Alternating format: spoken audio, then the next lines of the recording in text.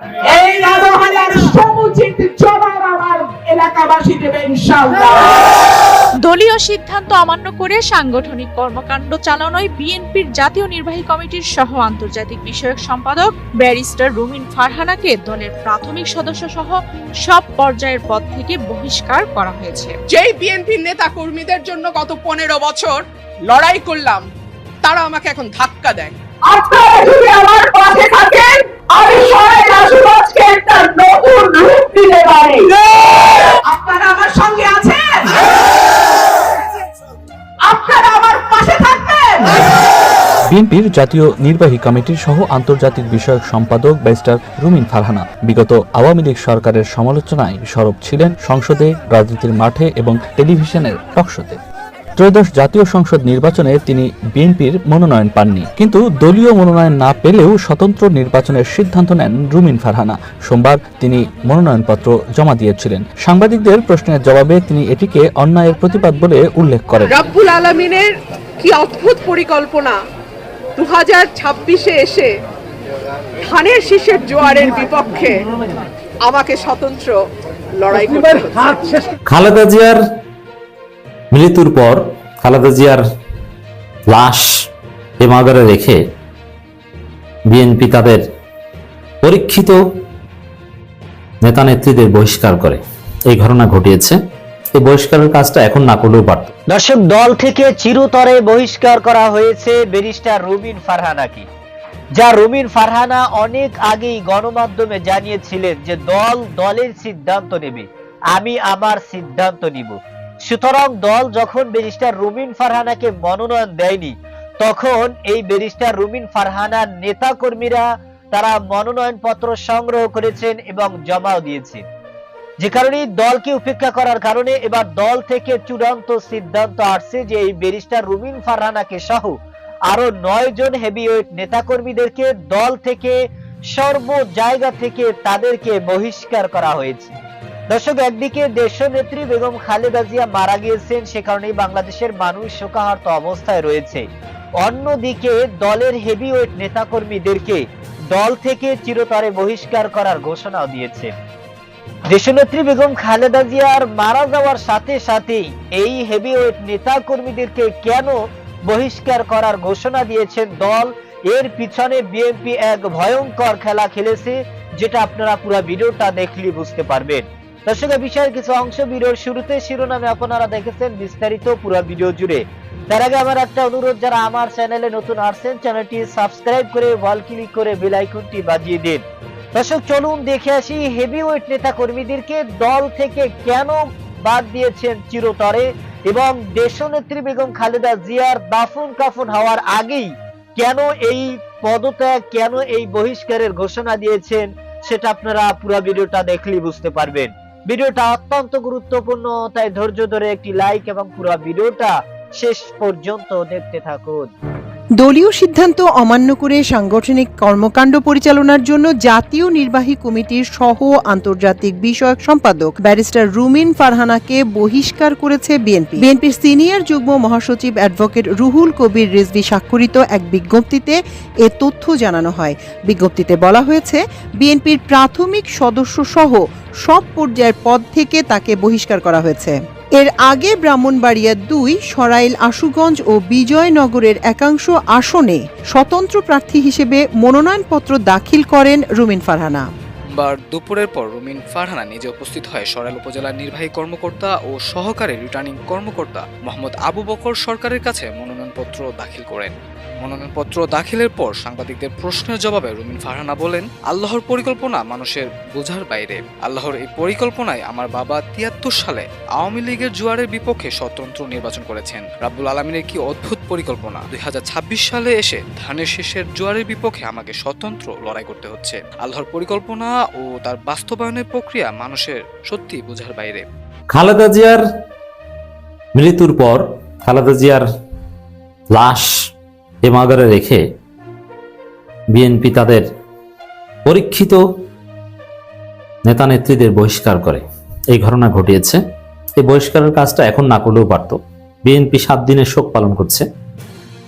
তার মধ্যে এই বহিষ্কার, যেখানে খালেদা জিয়ার প্রতি যারা বহিষ্কৃত হচ্ছে, যেমন জামাত শিবিরেরই ব্যাপক আবেগ খালেদা জিয়ার প্রতি, পুরো জাতির আবেগ, এমনকি এখন আওয়ামী লীগেরও আবেগ আমরা দেখতে পাচ্ছি। সজীব ওয়াজেদ জয়, শেখ হাসিনা, এটা রাজনৈতিক সৌজন্যতা, তারা শোক জানিয়েছে, কিন্তু এটা এক ধরনের সার্কাস, এবং এটা খুবই আপত্তিকর যে যেই আওয়ামী লীগ খালেদা জিয়াকে স্লো পয়জনিং করে জেলে নিয়ে কষ্ট দিয়ে নির্যাতন করে মৃত্যুর দিকে ঠেলে দিয়েছে, সে আওয়ামী লীগ এখন শোক জানায়।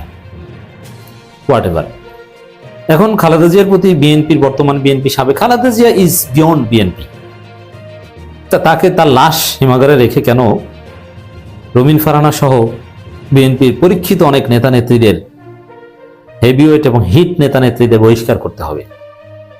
এটা অমানবিক, এবং এটা খালেদা জিয়ার প্রতিও এক ধরনের অবমাননা।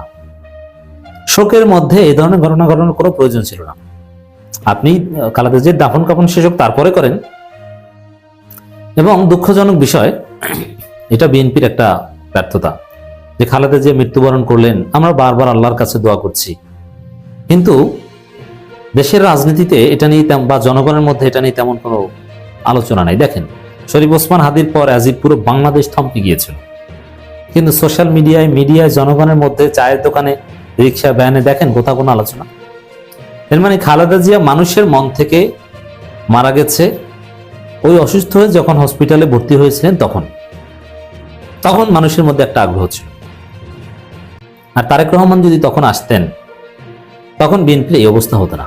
খালেদা জিয়াকে নিয়ে আরো বেশি আলোচনা হোক জনপরিসরে, খালেদা জিয়াকে নিয়ে চর্চা হোক, খালেদা জিয়ার বিভিন্ন বক্তব্য সোশ্যাল মিডিয়ায় ভেসে বেড়াক, যেরকম ওসমান হাদির ক্ষেত্রে দেখেছি। আমরা এটাই প্রত্যাশা করেছিলাম, কিন্তু না, সেরকম হয়নি। মানে কিছুই না। সোশ্যাল মিডিয়ায় ঢুকলে অনেকে, সাধারণত কোনো একটা বড় ঘটনা ঢুকলে, আপনি যদি ফেসবুকে ঢুকেন, বড় ঘটনা ঘটলে সাথে সাথে আপনি দেখবেন যে ওই ঘটনাটা আপনি জেনে যাবেন, কারণ নিউজ ফিডে ওই ঘটনাটাই বারবার ভেসে আসবে। কিন্তু খালেদা জিয়ার মতো একজন মহান রাজনীতিবিদ, মহিয়সী নারী, বাংলাদেশের ইতিহাসে এক বিরল ব্যক্তিত্ব, তিনি মৃত্যুবরণ করেছেন। ফেসবুক ইউজাররা অনেকক্ষণ পর জানতে পারে যে খালেদা জিয়া মারা গেছে, এবং অনেক সময় পর, টাইমিংটাও এমন সময় যে মানুষ ঘুমানো ছিল, কারণ বাংলাদেশে এই সময় মানুষ 10টা-11টার আগে নিউজ ওইভাবে দেখার সুযোগ পায় না, ঘুম থেকে আগে উঠলেও। এটা বিএনপির ভুল এই অবস্থা হয়েছে। আবার বিএনপির লোকজন বাড়াবাড়িমূলকভাবে জগন্নাথ বিশ্ববিদ্যালয়ের ছাত্র সংসদ নির্বাচন বন্ধ করেছে। এটা আরেকটা অন্যায়। হতে পারত যে জগন্নাথ বিশ্ববিদ্যালয়ের ছাত্র সংসদ নির্বাচন হচ্ছে, আর খালেদা জিয়ার জন্য স্টুডেন্টরা শোক জানাচ্ছে, বরং নির্বাচনে নিয়ে কোনো অনিয়ম, উত্তেজনা এটাও হতো না যদি এই শোকের মধ্যেই নির্বাচনটা হয়ে যেত, এবং কেউ ভোট চুরি বা এগুলো কল্পনা করতে পারতো না। কালো ব্যাস পরে মানুষ, শোকটা আরো বেশি দৃশ্যমান হতো।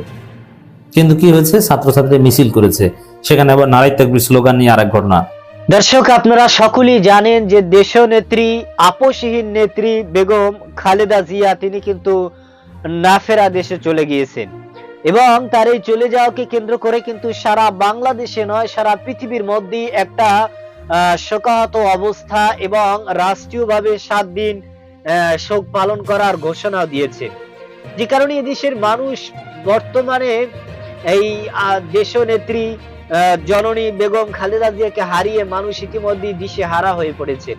কিন্তু তাকে দাফন কাফন না করেই, তার সব ধরনের আয়োজন ঠিকঠাক মতো শেষ না হওয়ার আগেই এদিকে বিএনপি দলের হেভিওয়েট নেতাকর্মীরা, যারা এই দলের দুর্দিনে দলের পাশে ছিল এবং যারা এই দলকে নতুন জীবন দিয়েছেন, সেই সমস্ত হেভিওয়েট নেতাকর্মীদেরকে মনোনয়ন থেকে বঞ্চিত তো করেছেনই, এবার তাদেরকে দল থেকে চিরতরে সর্ব জায়গা থেকে বহিষ্কার করার ঘোষণাও দিয়েছে।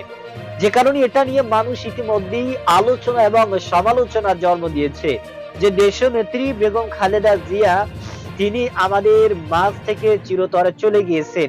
সে কারণে আমরা এখন শোকাহত অবস্থায় রয়েছি। এর মধ্যেই এই হেভিওয়েট নেতাকর্মীদেরকে দল থেকে বহিষ্কার করার ঘোষণা কেন দেওয়া হয়েছে? এটা 2 দিন পরে দিতে পারতো, বা এটা নিয়ে আরো পরে আলোচনা করা যেতে পারতো, কিন্তু এই মুহূর্তে এই ধরনের একটা সিদ্ধান্ত এটা কোনোভাবেই নেওয়া উচিত হয়নি। এর পিছনে ভয়ঙ্কর কিছু তথ্য লুকিয়ে আছে যা শুনলে আপনি অবাক হয়ে যাবেন। আপনারা জানেন যে দেশনেত্রী বেগম খালেদা জিয়া তিনি এদেশের মানুষ এবং গণমাধ্যমেও কিছু কথা গুঞ্জন উঠেছে যে তিনি আরো অনেক আগেই দুনিয়া ছেড়ে চলে গিয়েছে এবং তার এই মৃত্যু, তার এই নাফেরা দেশে চলে যাওয়াটাই গতকালে ডিক্লেয়ার করা হয়েছে এবং মানুষ এটা নিয়ে যাতে আলোচনা করতে না পারে, মানুষ এটা নিয়ে যাতে সমালোচনা করতে না পারে, সেজন্যই একটা ইস্যুর মধ্যে আরো একটা ইস্যু ঢুকিয়ে দেওয়া হয়েছে। এটা একটা ভয়ঙ্কর চাল, এটা একটা ভয়ঙ্কর ষড়যন্ত্র করেছেন বিএনপি দল। তারা চেয়েছেন যে এই বিষয়টা নিয়ে যাতে আলোচনা না হয়, যাতে দেশের মানুষের মধ্যে হট্টগোল এবং উত্তেজনা পরিস্থিতির সৃষ্টি না হয়, সেজন্যই তারা একটা ঘটনার মধ্যে আরো একটা ঘটনা প্লাস করেছেন, যোগ করেছেন।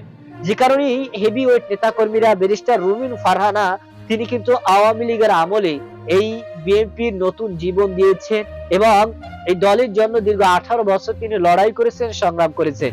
এই সমস্ত ব্যারিস্টার রুমিন ফারহানার মতো আরো হেভিওয়েট নেতাকর্মীদেরকে যখন মানুষ দলের প্রার্থী হিসাবে দেখতে চেয়েছিলেন এবং তারা সকলেই কিন্তু মনোনয়ন প্রার্থী এবং মনোনয়ন আশা করেছিল, তাদেরকে মনোনয়ন থেকে বঞ্চিত করার পরেই কিন্তু দেশের মধ্যে প্রত্যেকটা আসনে কিন্তু একটা ভয়াবহ উত্তেজনা সৃষ্টি হয়েছে এবং এই দেশনেত্রী বেগম খালেদা জিয়ার ইস্যুটাকে গোপন করার জন্য, চাপা দেওয়ার জন্যই কিন্তু একটা ইস্যুর মধ্যে আরো একটা ইস্যু ঢুকিয়ে দিয়েছেন এই বিএনপি দল।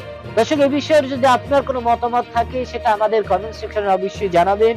আজ এ পর্যন্তই। সুস্থ থাকবেন, ভালো থাকবেন। দেখা হবে আগামী কোনো ভিডিওতে, কথা হবে নতুন কোনো বিষয় নিয়ে। সে পর্যন্ত ভালো থাকবেন। খোদা হাফেজ।